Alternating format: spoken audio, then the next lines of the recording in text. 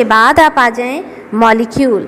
Molecule देख लीजिए, molecule क्या चीज़ होती है? मॉलिक्यूल होता है एन एटम और group of atoms that can exist independently, यानी मॉलिक्यूल इंडिपेंडेंटली एग्जिस्ट कर सकते हैं जबकि एटम इंडिपेंडेंटली एग्जिस्ट नहीं कर सकते। और मॉलिक्यूल में क्या है? एन एटम और ग्रुप ऑफ एटम्स, यानी मॉलिक्यूल जो है वो मोनोएटॉमिक भी हो सकते हैं, डाईएटॉमिक भी हो सकते हैं, एंड पॉलीएटॉमिक मॉलिक्यूल भी हो सकते हैं, और that can exist independently and show all properties of a substance. ठीक है ना, इनमें भी तमाम की तमाम प्रॉपर्टीज़ ये शो कर सकते हैं।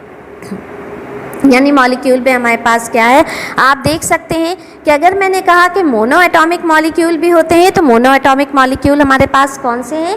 8 ग्रुप के मेंबर हैं, यानी हीलियम है, नियॉन है।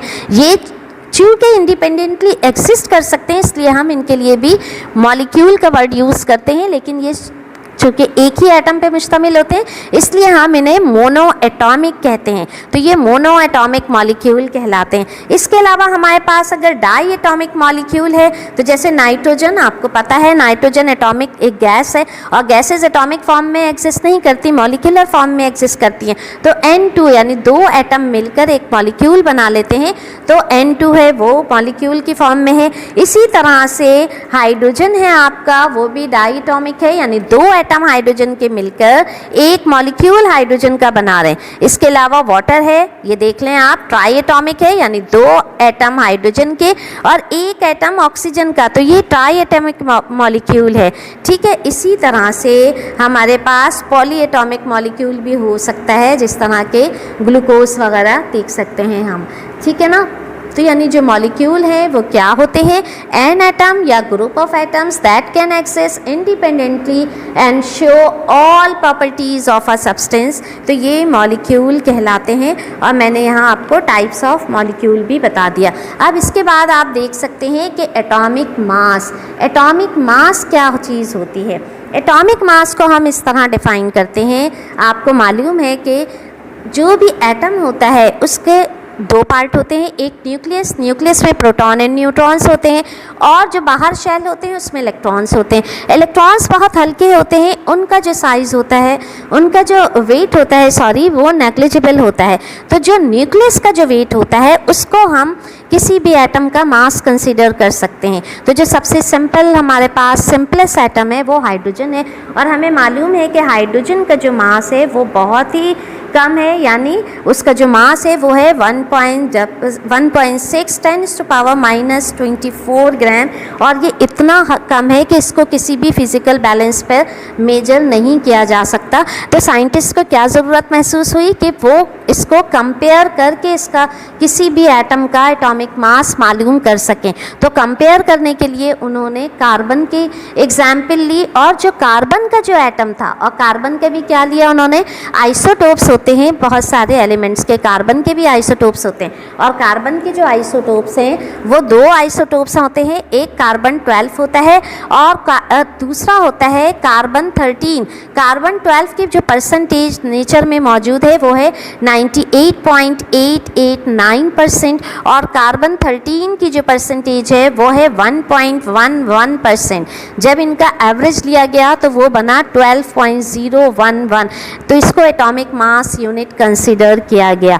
यानी एटॉमिक मास के लिए जो स्टैंडर्ड साइंटिस्ट ने चूज़ किया वो कार्बन को चूज़ किया, और कार्बन के जो आइसोटोप्स थे उनका एवरेज ले लिया गया। इस तरह कार्बन 12 यानी इसका जो एवरेज मास था वो 12.01 आ गया, तो ये कार्बन 12 लिया गया। यानी इस तरह किस तरह कंपेयर किया गया कि mass of one atom of an element compared with the mass of 112। यानी अगर ये पूरा कार्बन का एक मास है, समझ लीजिए आप, यानी 12, क्योंकि 12 एटॉमिक मास यूनिट है, तो इसके हमने 12 पोर्शन कर दिए। अब जो एक पोर्शन है, ये जो हमने एक यूनिट इसका बाहर निकाला, ये 1 एटॉमिक मास यूनिट है, यानी 1/12 पार्ट या 12वां हिस्सा, यानी कार्बन के जो न्यूक्लियस का जो मास है उसको 12 हिस्से में हमने डिवाइड किया और उसका जो एक हिस्सा है यानी 1/12 पार्ट वो 1 एटॉमिक मास यूनिट कहलाता है।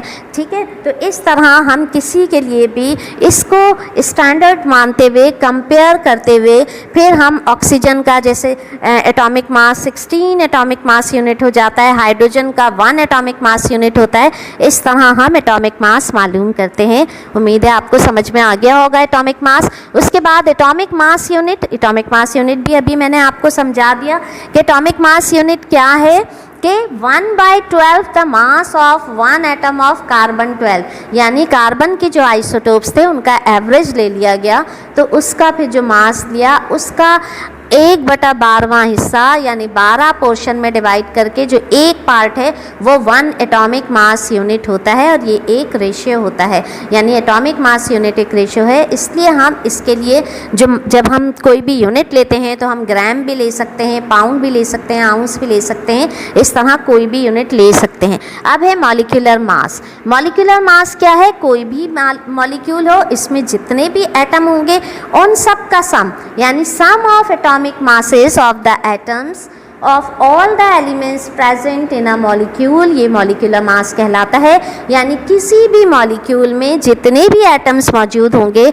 उन सब के एटॉमिक मासेस को अगर ऐड कर लिया जाए या सम ले लिया जाए तो वो उस मॉलिक्यूल का मॉलिक्यूलर मास कहलाएगा। जैसे कि फॉर एग्जांपल वाटर की एग्जांपल है, वाटर का फॉर्मूला H2O होता है, 2 एटम हाइड्रोजन के और 1 एटम ऑक्सीजन का है। हाइड्रोजन के एक एटम का जो मास है 1 है, तो 2 हो गए तो आपने 2 ले लिया, और ऑक्सीजन के एक एटम का atomic mass 16 atomic mass unit, तो 16 और 2 18 हो गए, तो वाटर का मॉलिक्यूलर मास क्या हो गया? 18 एटॉमिक मास यूनिट। उसके बाद है फॉर्मूला मास।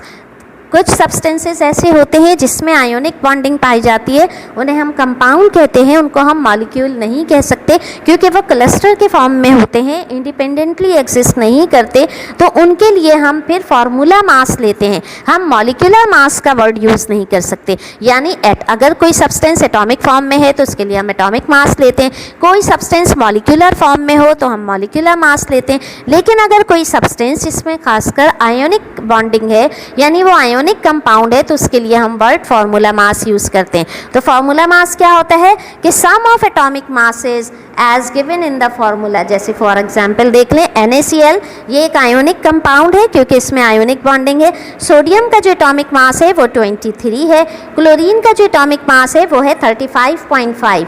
इन दोनों का आप सम ले लीजिए तो 58.5 एटॉमिक मास यूनिट असल में सोडियम क्लोराइड का फार्मूला मास है। ये हमने कुछ एग्जाम्पल जो बहुत बेसिक हैं केमिस्ट्री की, वो हमने आपको जो है पढ़ाई है आज। इंशाल्लाह आपको समझ में आई होगी। इन सबको दोबारा से आप याद कर लीजिएगा। ये सारी एग्जाम्पल्स आप, ये सारी डेफिनेशंस आप 9th में भी पढ़ चुके हैं, लेकिन दोबारा से इनको आप कर लीजिएगा।